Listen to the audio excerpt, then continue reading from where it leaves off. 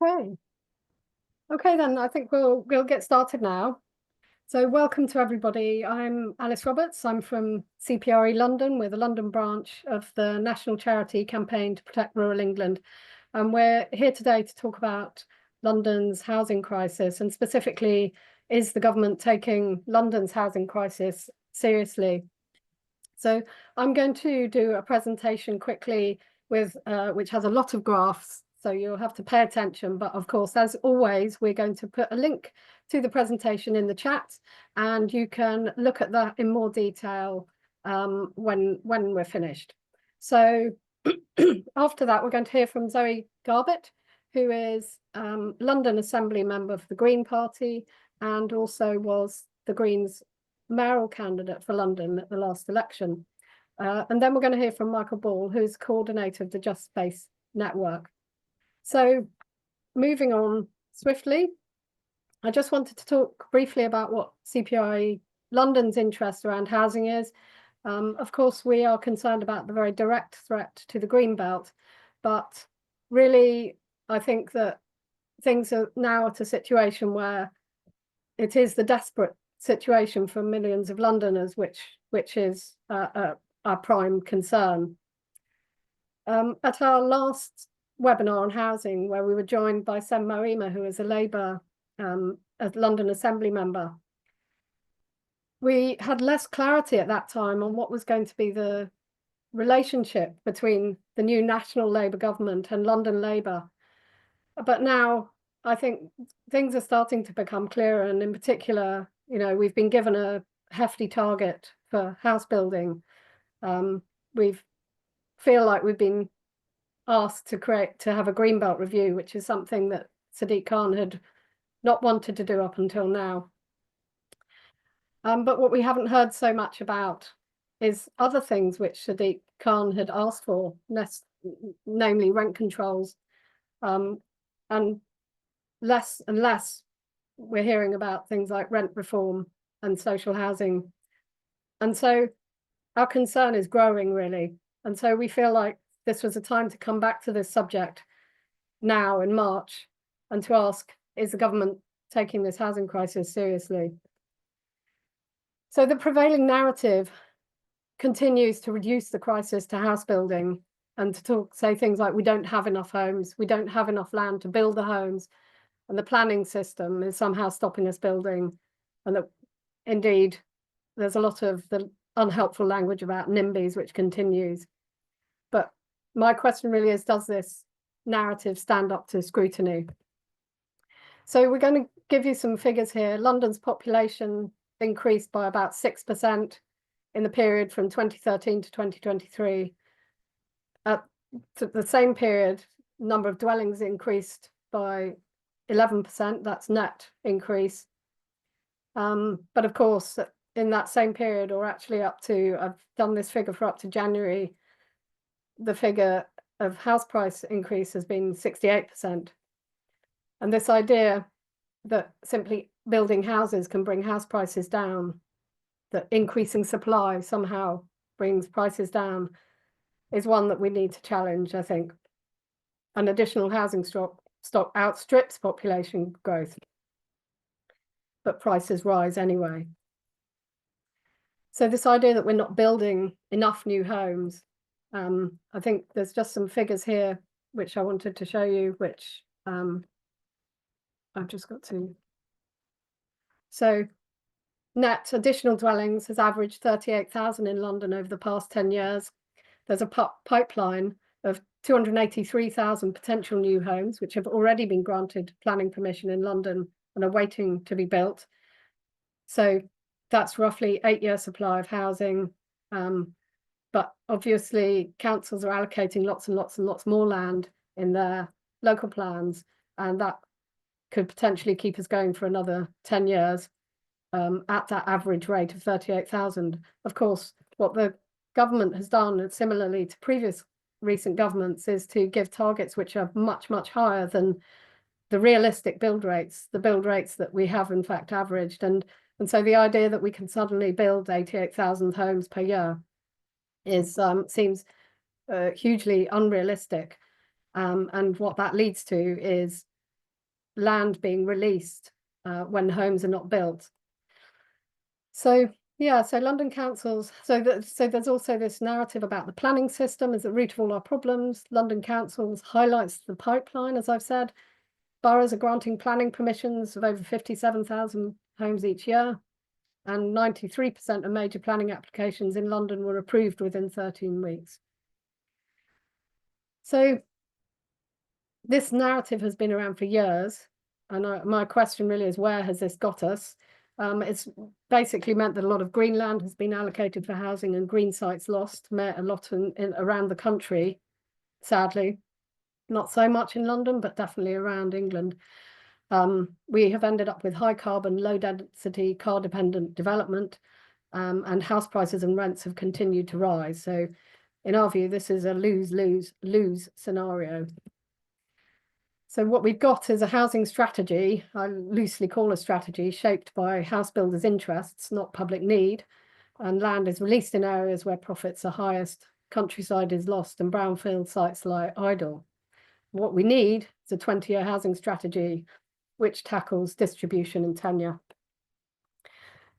So the real crisis is one of affordability and security. The real causes are around a constant supply of cheap credit, housing being treated as an investment, and the loss of council housing, as well as pressure on the private, unregulated private rented sector.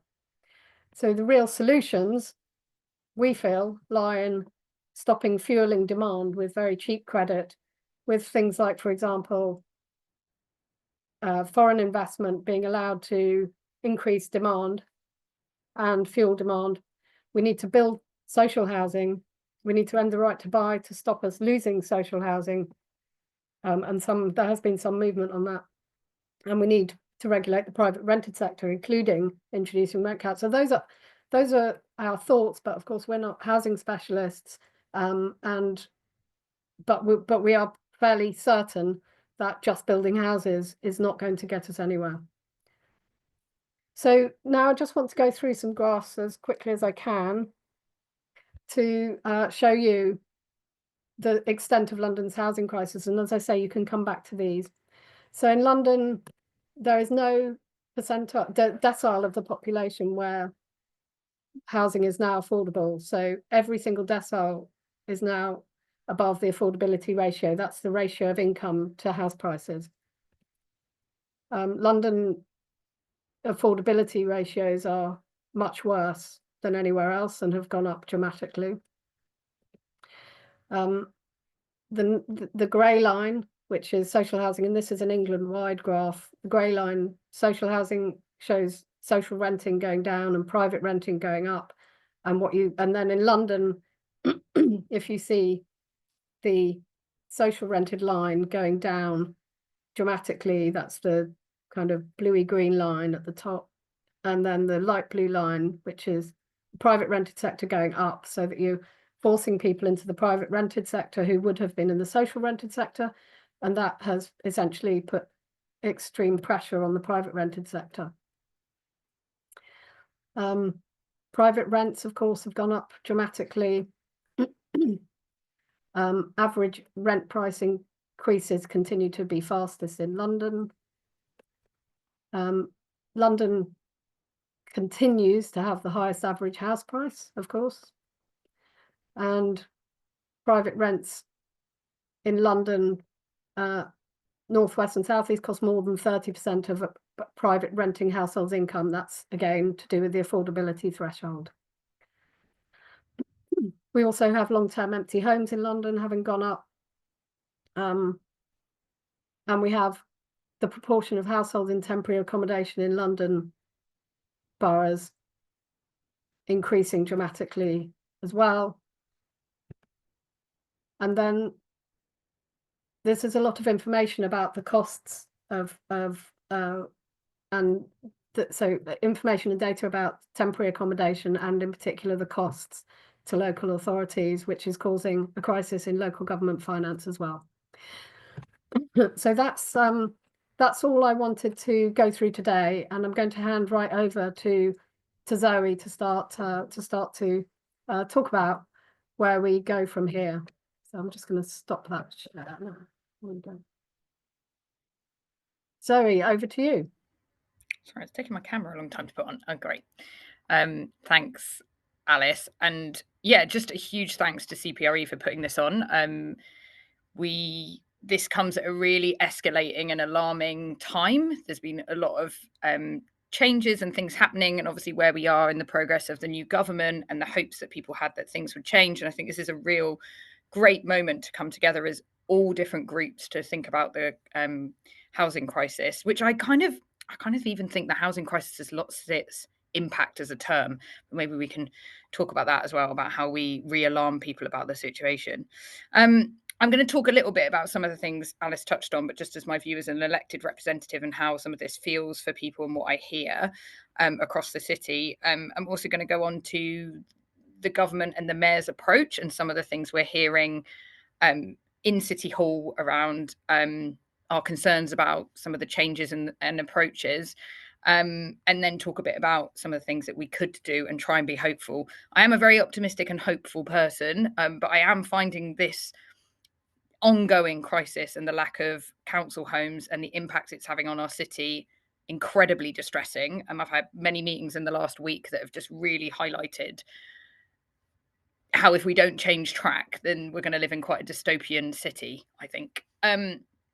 So yeah, day in, day out, I'm confronted with the housing crisis. As Alice mentioned, the number of people living in temporary accommodation, around kind of 90,000, costing councils in London every day £4 million.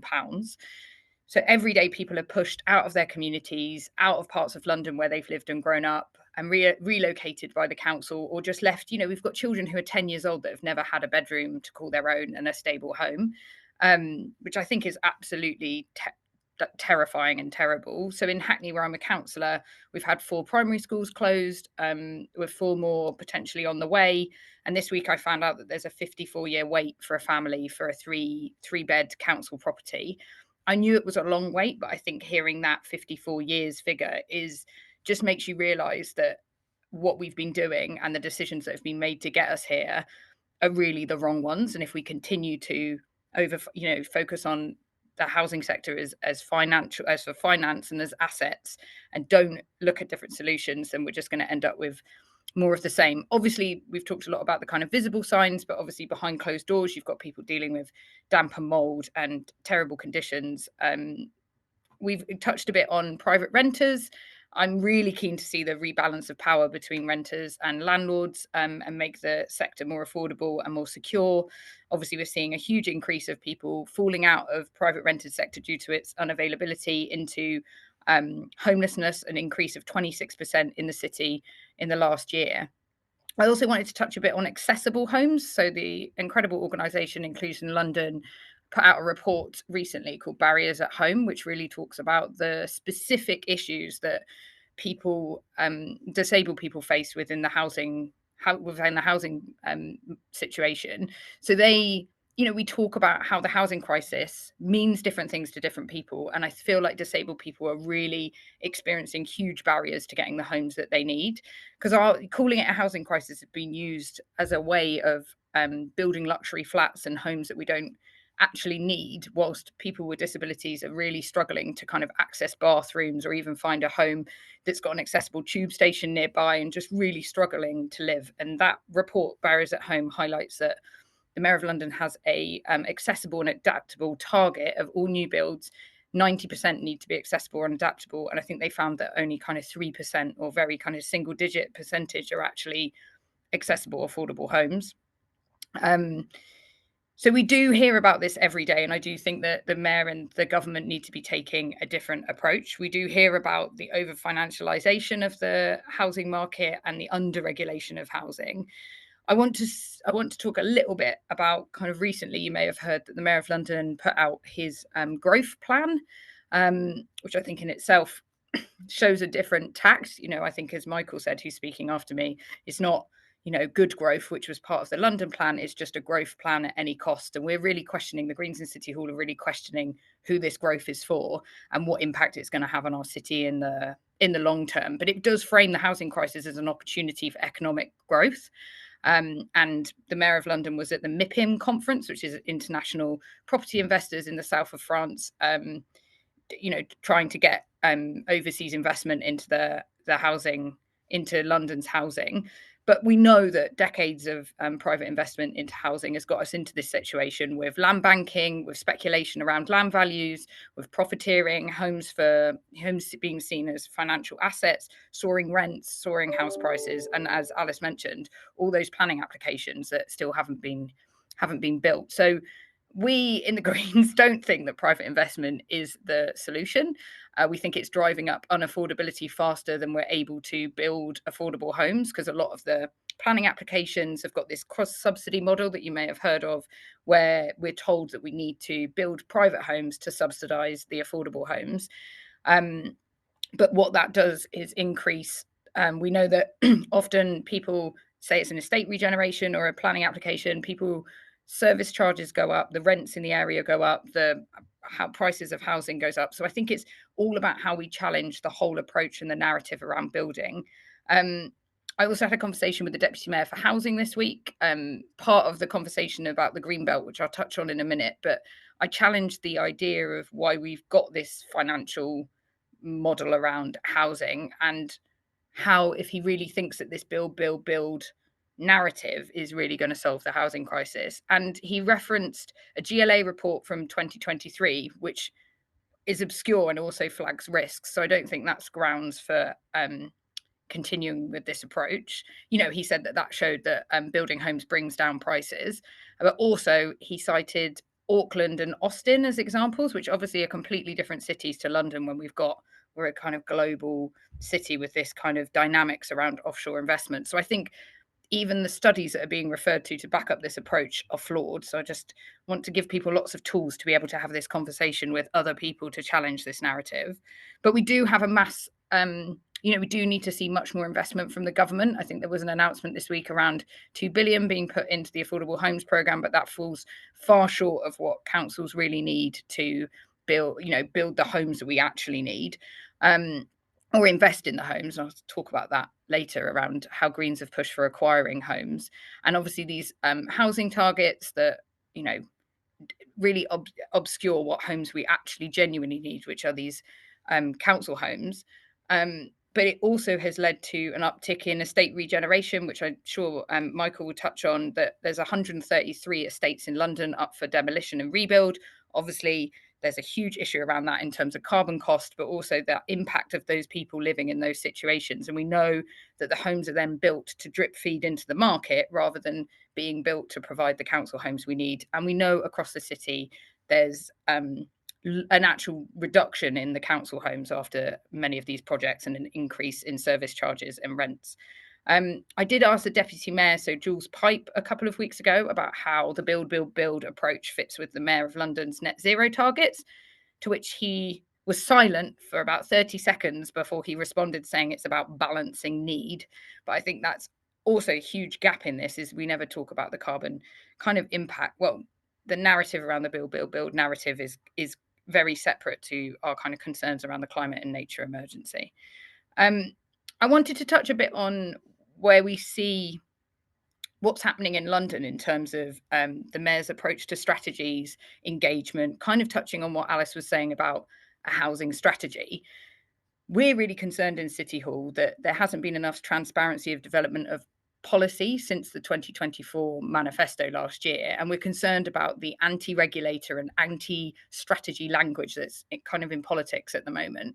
So the mayor has a number of statutory strategies, but he's only expected to review and update the London plan in the next couple of years. So the transport, economic development, housing, environment, culture, and health inequalities will not change. They are being seen as living documents, but we're kind of querying what that means.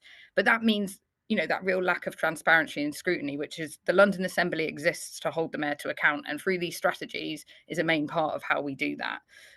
Also, the growth plan, which I mentioned earlier, didn't have any kind of assembly scrutiny or any consultation before it was launched. I questioned the mayor about that recently. He did state that unions were consulted, but I'm not really clear who, what, or what difference their contribution made to that approach. So the Greens in City Hall have been really pushing for scrutiny of the growth plan.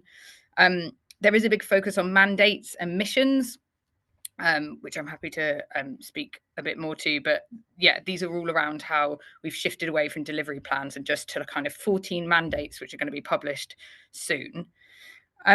So there's lots of things Greens in City Hall have been pushing for a long time, and different approaches we think the mayor and government should be taking. So there's a lot that we've done on the current housing stock. So my predecessor, Sian Berry, did a lot on making sure that the councils and the mayor could buy up empty and underused homes. So through creating an acquisition part of the mayor's affordable home strategy, which really showed there was evidence from NEFT that this, it's a new economics foundation, that this approach is better, addresses the climate crisis because you're not building, you can get these homes quicker, you're often getting family homes.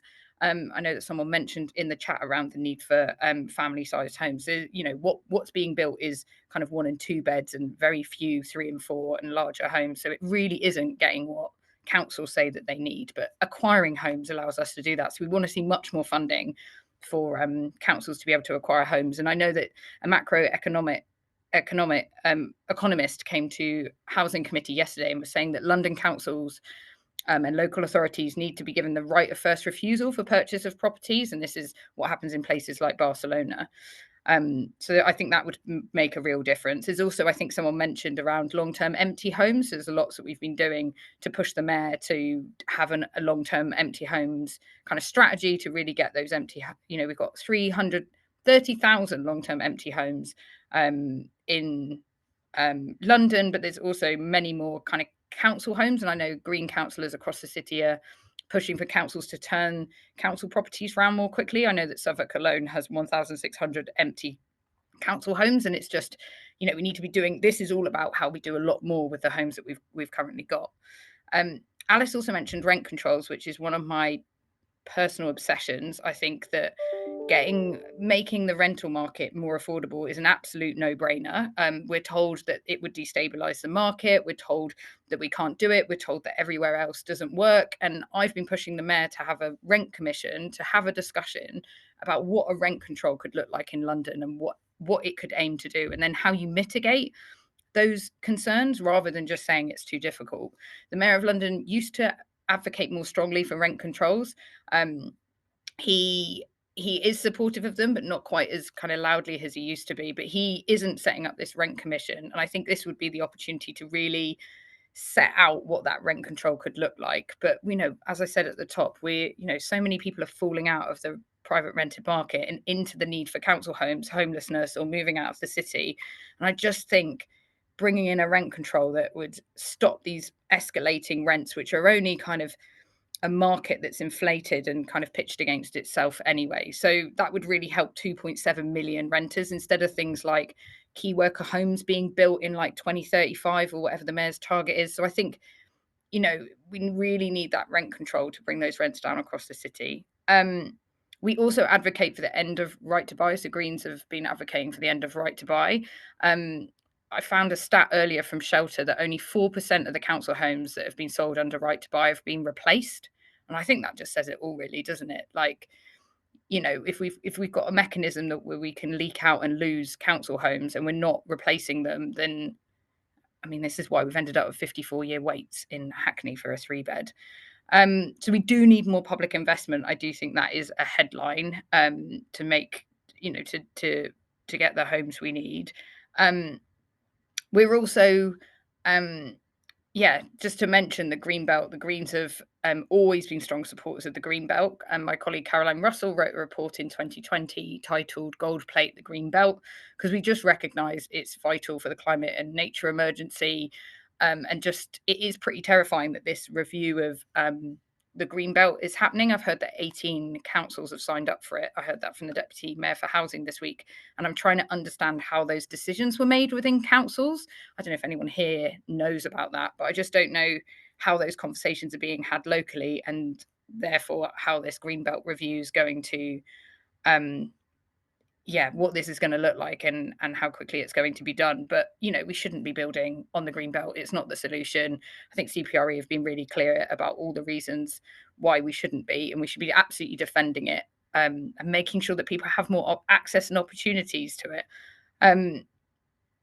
So I do think the London plan is really our own main opportunity to make sure that the mayor doesn't deregulate and has the appropriate policies in place. And I'm really keen to hear from you about what's valuable and what we need to defend and what needs to be improved. So yeah, we need proper leadership from the government to address this chronic lack of social homes. We need to definancialise the housing market, get a handle on private rented sector, which could be really easy to do with rent controls. And remember that we're in a climate and nature emergency, which seems to be decoupled and forgotten. I really appreciate the opportunity to discuss this with you all. So thank you. Thanks so much, Zoe. So much in there, and I don't know. I feel like it. Things are so bad that it gets to the point where you feel like, what can we do anymore? What can we do? And I do feel like one of the things that everyone here can do is actually get out there and talk to other people about why this narrative, the constant build, build, build narrative, isn't going to get us anywhere, and just try to get to grips with that. It's not an easy thing. It's taken me quite a long time. I wasn't a housing specialist, but we need to question this narrative that building is going to get us out of the housing crisis, and to try to talk to other people about that. And yeah, and it was good to particularly outline the issue around rent controls, and why that we all, I suppose, had some hope that a Labour mayor and a Labour government might come together to help London in that respect, but that it feels like that's not going to happen. And so, yeah, things are looking quite dismal. So we're going to move on now to Michael.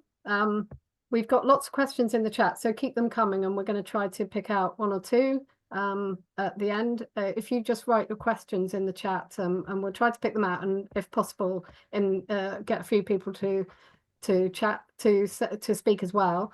We're scheduled to go to 1:30, but we will stay here till 1:45 if we have more time and if people are happy to stay. So without further ado, I'm going to move to Michael. Michael, if you do a bit more of an introduction of yourself, that would be helpful. Over to you. Yeah, I'm just sharing my screen. Can you see that? My screen shared? Yes, good. Okay, thanks. Right, I'm also not a housing specialist at all. I'm the coordinator of Just Space. I've been doing planning and development stuff in Waterloo for the Waterloo Community Development Group for the last 25 years. And I've been doing Just Space as being the coordinator for the last 2 years. Just Space, as it says there in front of you, an informal alliance of community groups, campaigns and concerned independent organisations aiming to improve public participation in planning, ensuring policy is fairer towards communities in a system dominated by the interests of developers. And we started out, and our focus remains with the London Plan. We all met, a whole load of groups from all across London met at the first examination in public of the first London Plan in 2003, and gradually built this thing called Just Space. We've produced various plans. We produced a recovery plan during the pandemic, and we produced a manifesto last year for the mayoral election and what turned out to be the national election, which we weren't expecting to come along so quickly.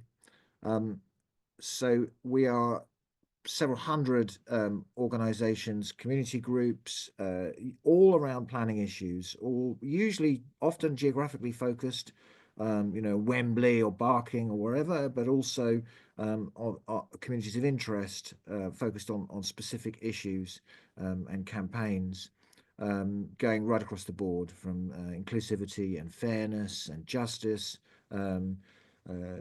all sorts of things. So this is where I used to live. I didn't live in any of those. I lived in a block behind. There's 3,000 social houses behind that. It's on Albert Embankment. It's on the river. We were trapped from getting to the river by a wall of offices, which were about 6 stories high and sort of 3 times the height of those buses you can see. And the plan was to get rid of the wall of offices and open up the social housing to the river and the river to the social housing. And instead, with the VNEB, we got these lovely things. They're part of the Vauxhall 9 Elms Battersea Opportunity Area, which is one of the biggest and most grotesque collections of tall buildings in Europe that has been developed over the last 15 years with very little social benefit or social housing.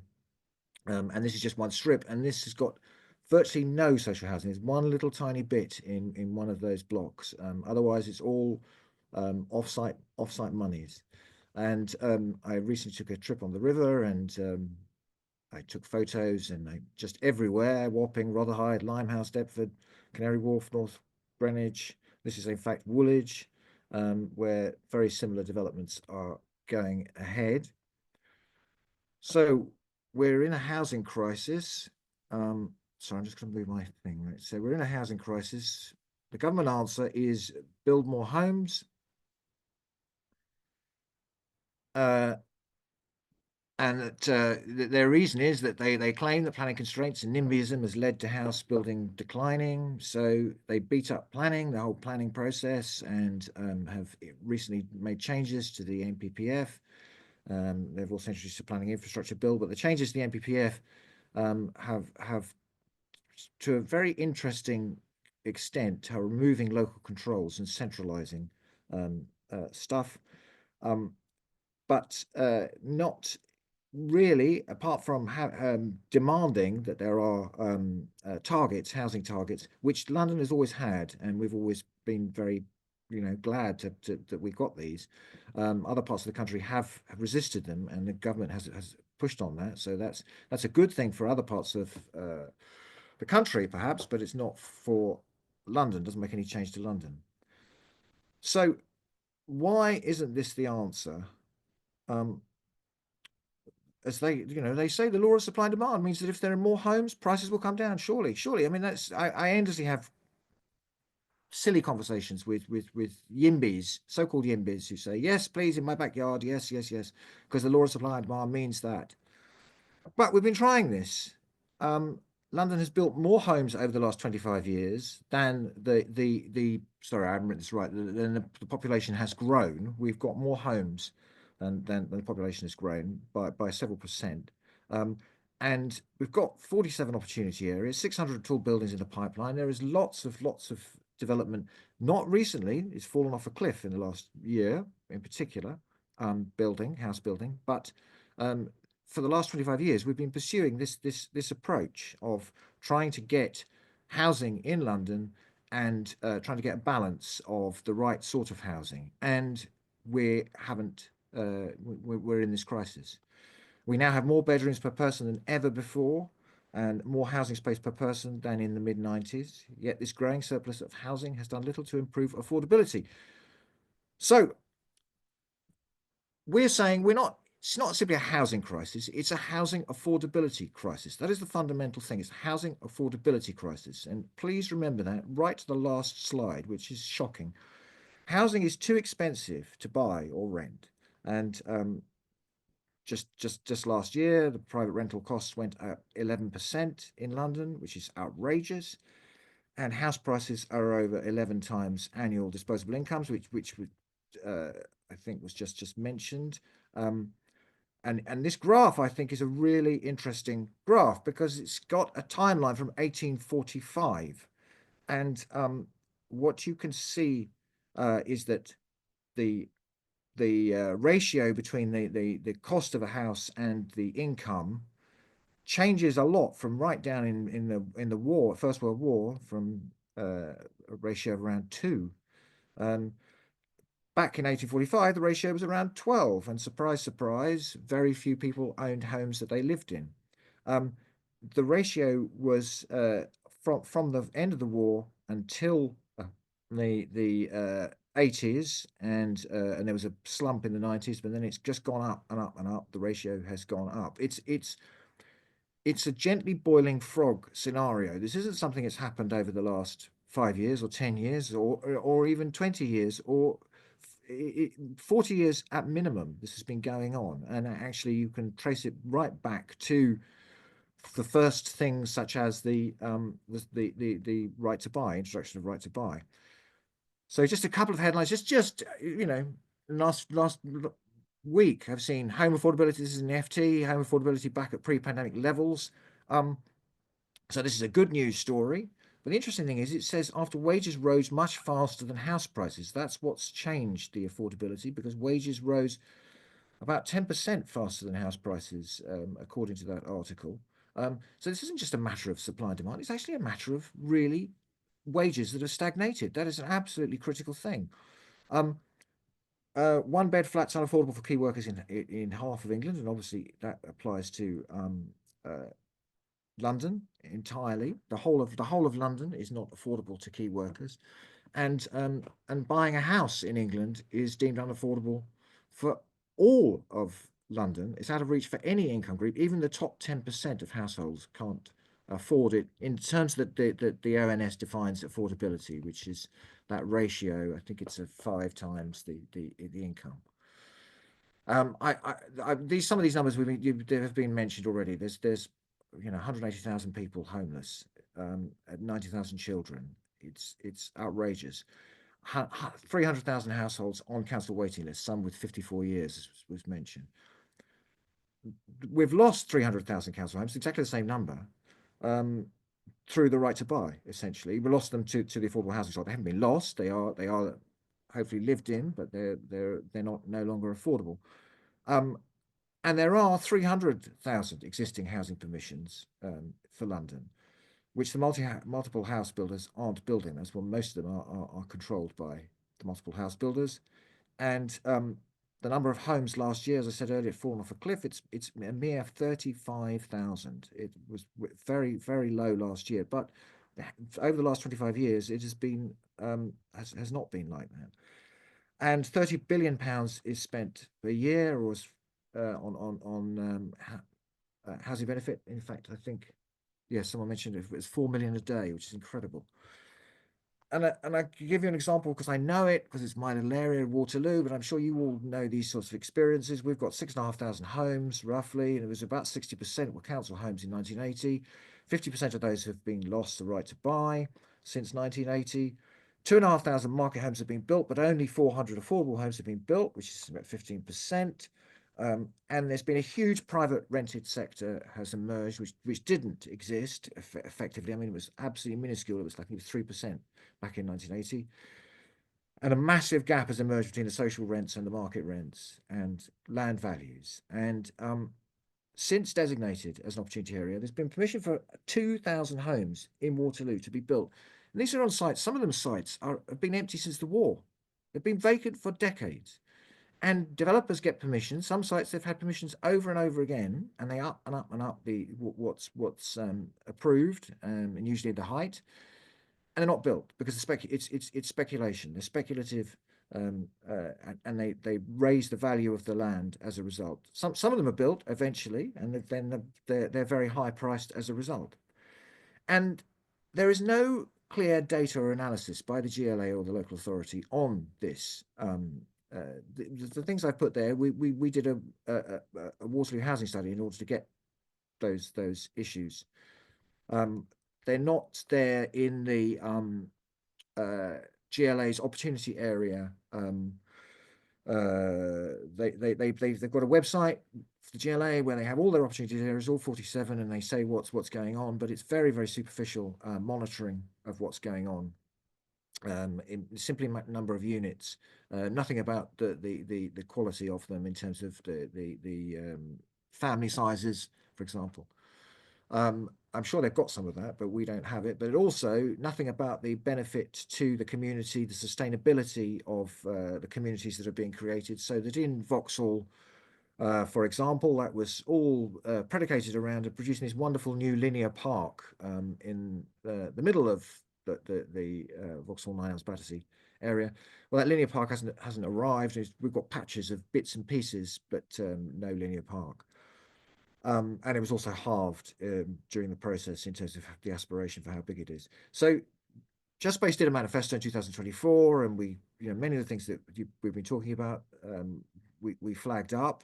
Most Londoners can't afford to live here. Market rents are far too high.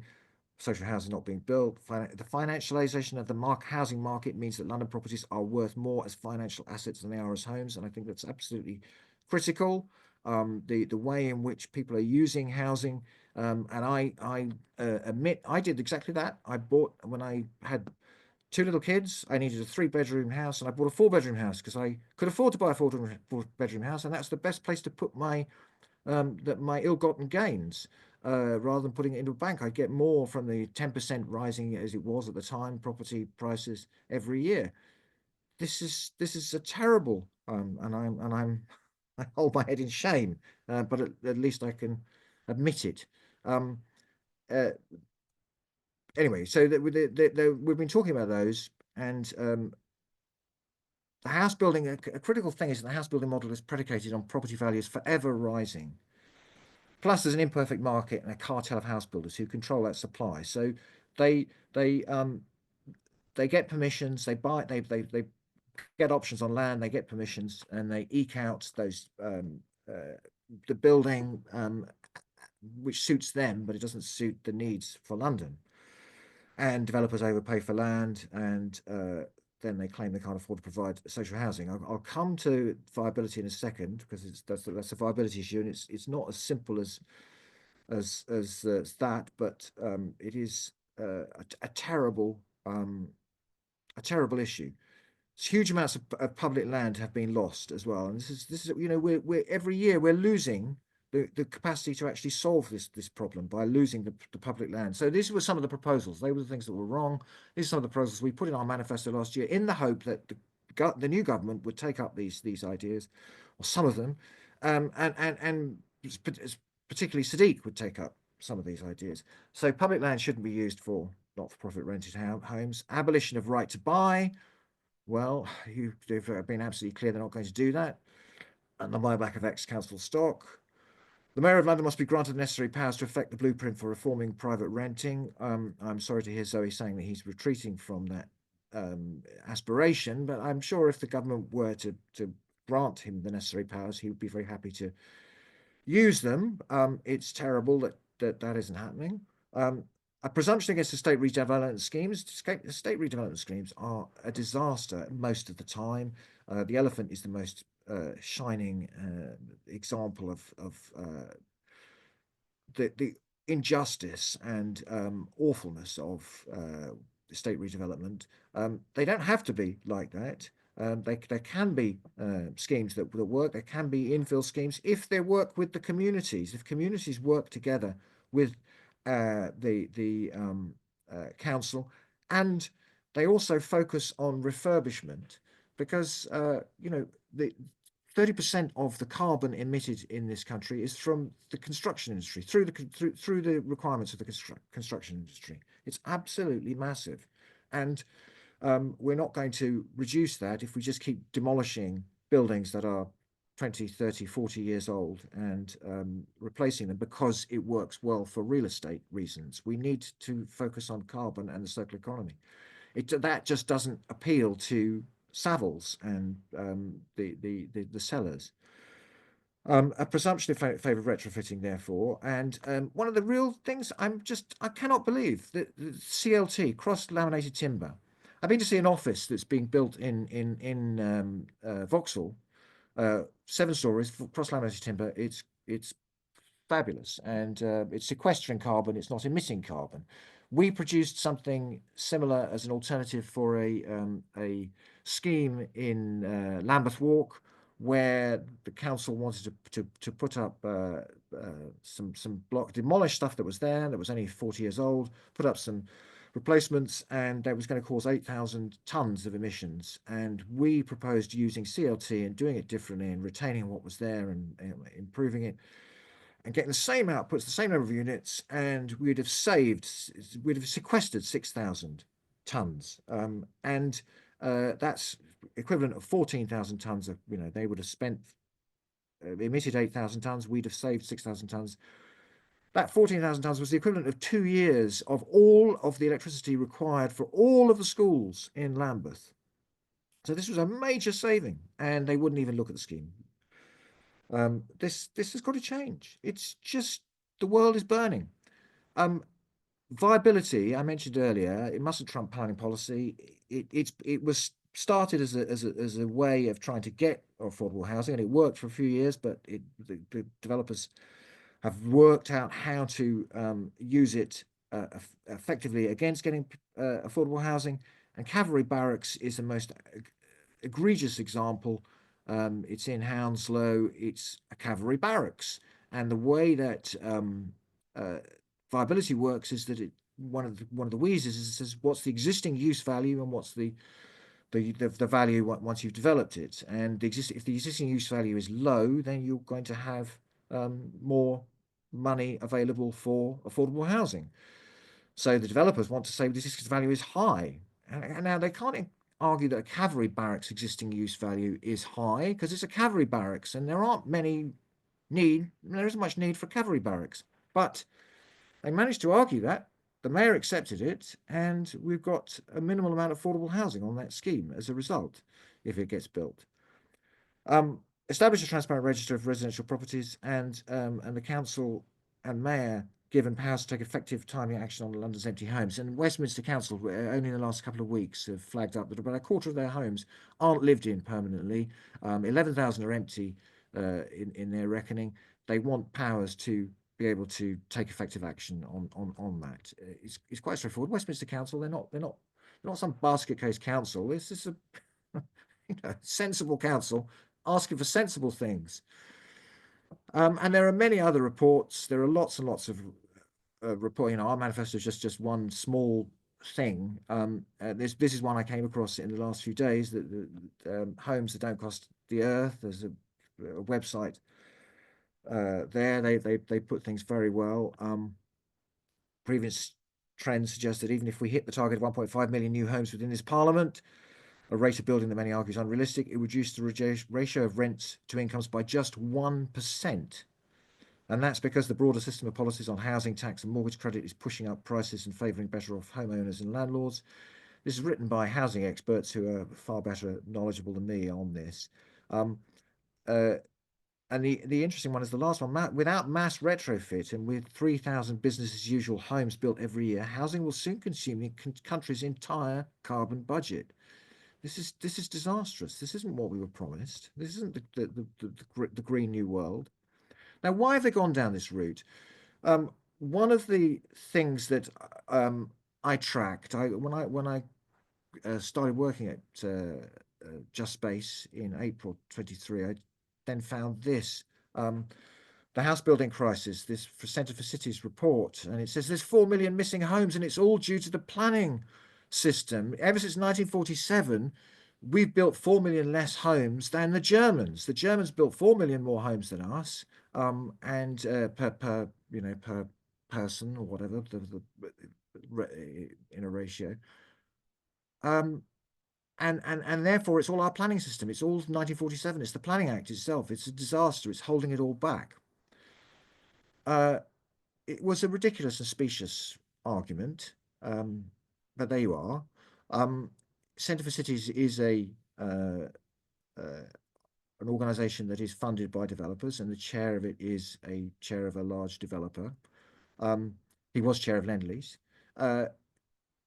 So, I think they've got the developers' view on board here. That's fine. That's their job. They can lobby as they like. The interesting thing is what then happened. A couple of months later, the Fabian policy report, Homes for Britain, came out, planning for growth, and it took up this theme hammer and tongs. And in fact, the opening piece is written by the author of the Centre for Cities report.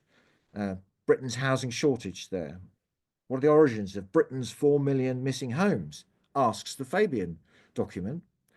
So this is in March 2023. In the same month, this has also hit Conservative Homes. So they also took up this idea that it's all planning's fault. And a few months later, Keir Starmer at the October conference, Labour Party conference, the conference just before the election, turns out, announced that it's all planning's fault and they need to realign planning. It's a constraint, etc., etc. And the hair started running, and off we go. I'm going to mention a couple of other things. The London Growth Plan that was Zoe flagged up. This is an extraordinary document. It came out without virtually any consultation. It hasn't gone in front of Assembly members, as she said. It's very opening thing. Growth has always been fundamental to the story and success of London. We're constantly evolving, innovating, and advancing. Well, no, London shrank from 8.6 million to 6.8 million from 1940 to 1989, and it was deliberate. It was a policy. It was a policy of national government and of local of London government to shrink London. The idea that we're just always growing is nonsense. London's challenges are evident. Weak productivity growth. Well, how is productivity growth evident? It's an economist's abstraction. It's not something that you can see. Oh, look, there's some product. How's your productivity doing? You know, it's not something you ask about on the bus. It's nonsense. The rising inequality, gentrification, social exclusion, it is not touched. It talks about high poverty rates, but it despite a dynamic jobs market, although the wages are flat. And then there's a really dog-eat-dog principle behind the whole thing. Global competition is growing. Cities around the world are expanding and globalizing fast. In this century of cities, I'm, as far as I'm aware, people have lived in cities since about 2000 BC. But in this century of cities, only a few will emerge as truly global centers for commerce, ideas, innovation. We are determined that London will be in the vanguard of that group. This echoes something that was in the first London plan, certainly in the draft, the idea that we wanted to be the world city, we were going to be Europe city, it was going to be New York, London, Tokyo. You're going to travel around the world, if you're a financial person, you could go around the world always doing your financial deals with any one of those cities open at any time. This is not about solving our crisis. This is about me, about big. It has 4 missions. Raise productivity. How? Productivity. When I was at school, I needed economics only to O level, I'm afraid. But you know, it was like this was in the 70s. This was a problem. This is Britain's problem. Productivity. It's there isn't some simple solution, as if a mayor's growth plan could produce this. Inclusion, green growth, and a global capital. Again, grow London services exports by an average of 6% per year. Michael, we just at 25 past, so if I'd just like to keep a little bit of time for questions if possible. Yeah, okay. So I won't go any more into that, but I'll finish. I've got the last thing, which is Opportunity London. This is the horror.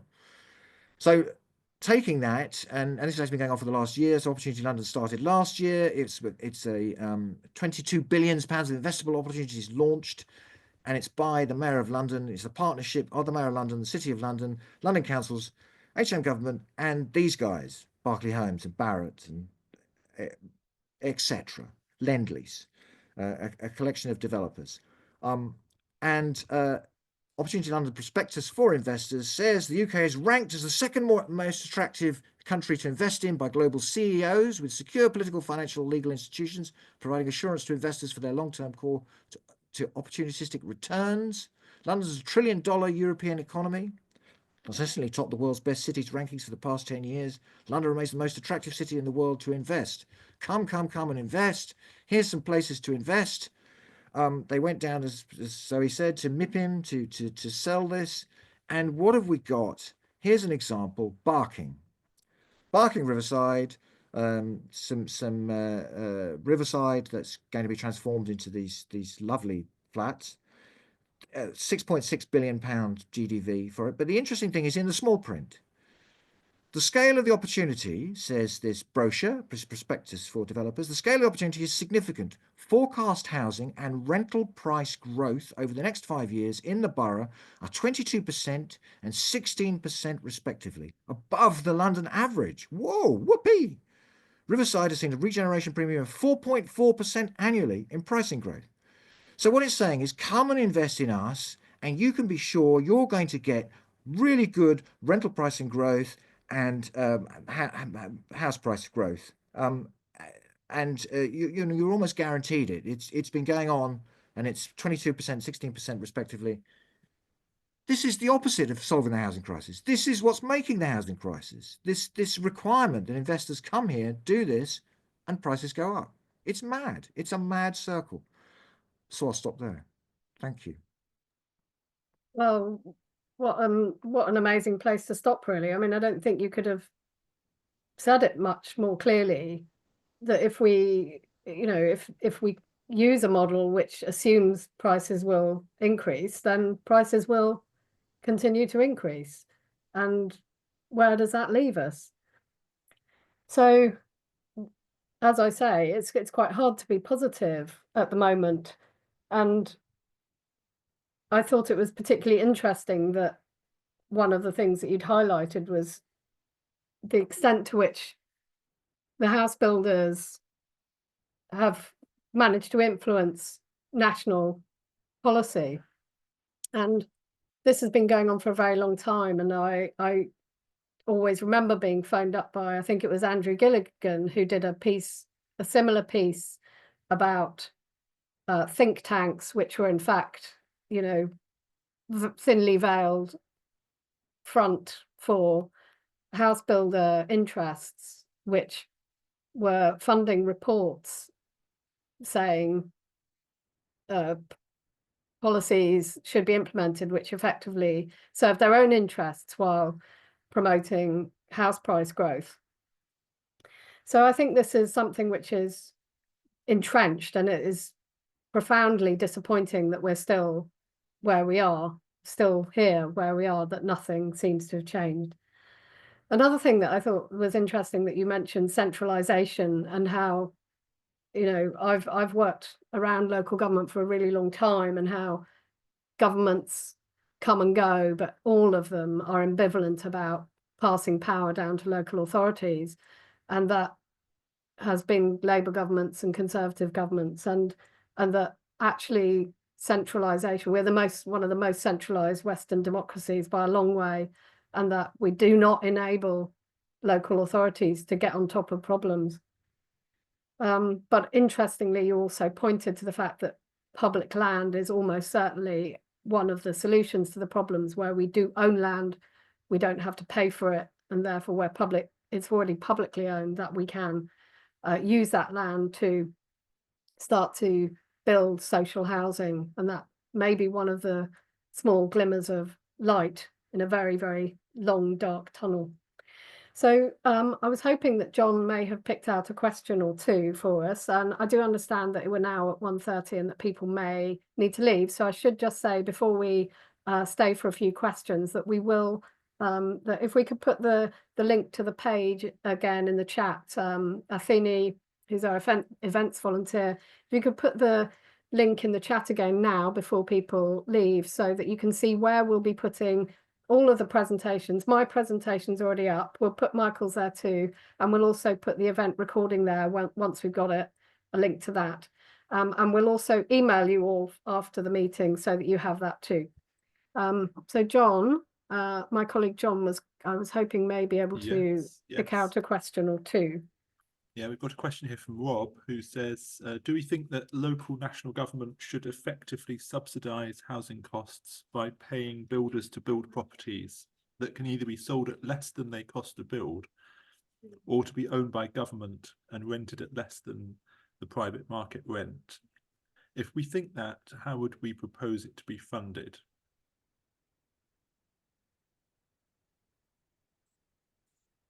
An easy one to start then. I'm not sure I totally follow it, but I think underlying that is, how are we going to fund the building of social housing? I think probably that's a safe question to ask. Zoe. I mean, I think Michael touched on this a bit with the viability assessment stuff, which has taken me a little while to, like Alice is saying, getting up to speed with all of this, all the mechanics in the housing world takes some time. But I think the problem at the moment is the funding for homes assumes, if they're done in this cross subsidy model or by a private developer, they assume a 20% profit for the developer. So I do think if we properly fund councils to be able to build their own properties, it obviously won't cost as much as it does when you go with a private developer. But I think sorry, the chat keeps jumping around because I was trying to read the question again. Yeah, definitely. I think there's a lot of scrutiny to do on how much that viability assessment, how much people are claiming that it costs to kind of build properties, build homes. Michael, I don't know if you want to add anything. Well, it's just one thing, which is an interesting fact I only discovered when I did the Shell inquiry. That developers make 6% profit on building social homes. So when you get affordable housing, in the viability, there was this 20% profit required for the developers at the minimum. They can get more profit, but that's their minimum profit. Otherwise, they're not going to bother to get out of bed. The affordable housing that they build and they then sell on to social housing providers, usually that's the usual route it goes. They ask for a 6% profit, and that's obviously a very low profit from their perspective compared to 20%, but it's still a profit. That is the reality. They can make money out of building social housing. And bear in mind those profits, that 20% or the 6% come after all the financial costs and other risks are included. So they're all in the balance sheet already. So they're not, it's not like, well, we're doing this but there's a risk, and if we make a 6% profit, but actually it all goes tits up, we're gonna lose. I mean, there's not to say that the risks go away, but you understand my point. This doesn't include the financial costs, are all already included. So 6% or the 20% that they normally demand is on top. So, I mean, funding affordable housing through private house building is unlikely to produce the amount that we need to produce. And so I'm assuming that what we need to do is go back to the model in the 60s and 70s where local government could build via what is effectively finance. So I don't, I obviously that means we've got to find the finance, but I don't know if there's anything, if there are any more comments on that side of things, rather than the private house builder model. I mean, I mean, is it just that there isn't the money to do that, or can it be financed? Do you mean from the government there isn't the money to do that?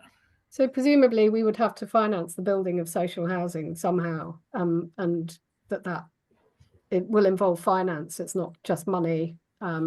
So effectively creating some kind of mortgage system so that you can build. So in the 60s and 70s, huge amounts of social housing was built on a model where it was paid back slowly. But what's stopping us doing that? Neoliberalism. Yeah. I mean, it's about time people read their Keynes again. And well, there's a number of macroeconomic questions there that are huge. But I mean, in the pandemic, we needed to spend a lot of money on things, and we spent it. We've got a Ukraine crisis, and suddenly, well, actually, it wasn't a Ukraine crisis, more like a Trump crisis, and suddenly shifting money around in all sorts of ways. We have a housing crisis, and it's not well. I mean, we did it for 30 years successfully after the war, and we need to be doing that again. And I think it's also recognizing, really challenging. I mean, as Anne has put in, we shouldn't be afraid to borrow to invest. But I think the things that have come out recently for me, so in Hackney, where I'm a councillor, there's a consultation going on about how the council should use a £60 million site that they've got on Morning Lane with a Tesco on it. And they had a consultation last weekend, and people were given different models to add into their development, and different things got positives and negatives. And if you put council homes, it got a negative. And if you put private homes, it got a positive in the modelling. And someone at the event challenged, you're not taking into account how much temporary accommodation is costing, how much of an impact on people's health and well-being, how much, how stable housing is really, we know that it's really good for people, and how they can then engage in work. The amount of people who've been given stable housing for 6 months and have been able to just get back to their life, reconnect with their family, get back to work if that's what they are able to do. And I think it's in all these conversations, housing and the cost of it gets, I don't know, pigeonholed. And I think just seeing council homes in a model as a negative, I think is really, really missing the point. Yes. Hard to add to that. So perhaps we could move. John, did you have anything on a different subject? Or we could ask about a little bit more about rent controls and how that might work. Or we do have a hand up here. I haven't. If people would like to put their hand up, then perhaps we could take a couple of comments. But Sabine has her hand up. Would you like to say something briefly? And Tim? Yeah, no, it was just on the point that Zoe said about private housing. Maybe people who were putting the positives next to it were thinking they could buy some of that private, because it's very obfuscated, the fact that private, that's why when people think we're pitting, they try and pit homeowners, potential homeowners who've got children that want to buy and will never get social housing. They will want private housing for their children, as opposed to council housing, because they're never going to get it. Yeah. Without people knowing that it's actually private housing is this turbocharged marketization, internationally sold investment property. That's not what they're being told. I think that's a really good comment on, I think, how people and how we've kind of been sold home ownership. And I think that's also, what we've talked about, where there is development, it pushes up the prices of houses and even council rents. But the point in that story I was describing, it was the model from the council that was giving people a positive or a negative. Do you get what I mean? They had like values against the different elements. So if someone put in some private homes, it got you a few more points in the way the model had been constructed. So it's more to do with the assumptions within the model that the council had presented for the consultation. I'm just going to rattle through. There are a few hands up now. So we'll go to Tim and then Eileen and then Les. Tim. In the 2021 census, there was 1.5 million unoccupied homes in England. And I guess if London had its sort of fair share of those, it would be about 250,000. Could some of those empty homes be brought back into use? And that would save the country a lot of money. I think if we go to Eileen and then Les, and then we can come back to the speakers. Eileen? I'm from Peckham in South East London, and we've just set up SHAPE, Southwark Housing and Planning Emergency, to deal exactly with the issues that are being talked about in this webinar. And the key thing about this, and I've put something in the chat, so please put the link, if you will, in your follow-up letter, so that people can get in touch with us to find out how we've done it. Over 6 months, we've mobilised hundreds of people now onto the streets in London, in Southwark, on this very question about it's not just a housing emergency, but it's a planning emergency as well, for all the various reasons that we're talking about. I'd like to ask whether it's possible for us to press for the London plan to enable councils to allocate mandatory minimums of affordable housing on sites, as well as leaving it free to the developers if they want to have any number, an indicative number. That's the problem at the moment, that the allocations of numbers to sites push up the price of the land. The developers are able to go on selling it, increasing the land price, and so the viability gets worse and worse. So if you remove the subject to viability, and also put a minimum requirement of affordable housing on sites, it'll not only get the houses built, but it will also depress the value of the land inflation. And obviously it does mean what you're saying, is that the councils need to be able to build housing, or at least enable builders to build housing. So I think there's a planning emergency here. We need to change the regulations. And I was just wondering whether it's possible to start campaigning for that now in the review of the London plan. And even though it's not perhaps within the mayor's power to do that, if London gets up and says it's not possible, as we're saying in this webinar, what we're doing at the moment, maybe that will penetrate the stupidity that's going on at national level. Thanks so much, Eileen. We'll go to Les briefly and then come back to Zoe and Michael. Yeah, I mean, two related questions.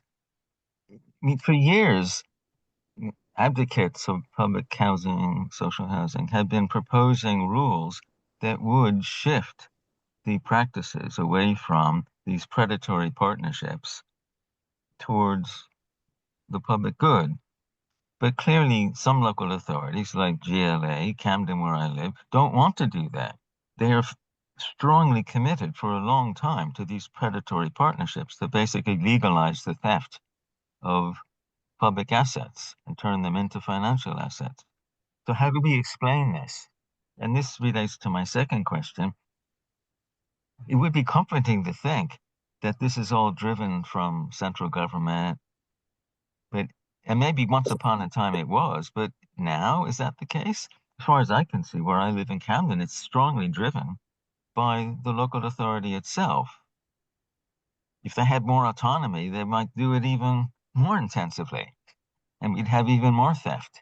So clearly, the question should be, what kind of political movement could reverse this agenda? So thank you, Les, and so that's a lot there. So if Zoe and Michael just give you last word very quickly, you've got about 1 minute, half a minute each. Yep. Sorry, I know you won't be able to answer all those questions. I was going to say, I'll do the empty homes one, and then I think if Michael can do the viability one, and I'll touch a bit on Les's. But yeah, absolutely, we should be clamping down on empty homes. I know that councils are trying to do this. In Hackney, we pushed for there to be and supported the empty homes officer, because councils say that they need someone dedicated to like do the follow-up and do that work to make sure that people are they take that enforcement action. And I know lots of councils are putting up council tax. I don't know what the picture is across the city, but obviously if you're very wealthy, that's not going to be a huge incentive. So you need all of the other bits working around that. But yeah, I think empty homes is part of the solution, not all of it, but part of it. And then Les, yeah, great to see you. And this is something that I've been thinking about, what political movement. I think we need to be a lot bolder and a lot louder about debunking and get, upskill ourselves to be able to completely debunk this narrative around building. And I absolutely love your phrase on legalizing the theft of public assets. I think that's really strong. But I'll let Michael have a say. Gonna have to be super quick, Michael, because we're nearly there.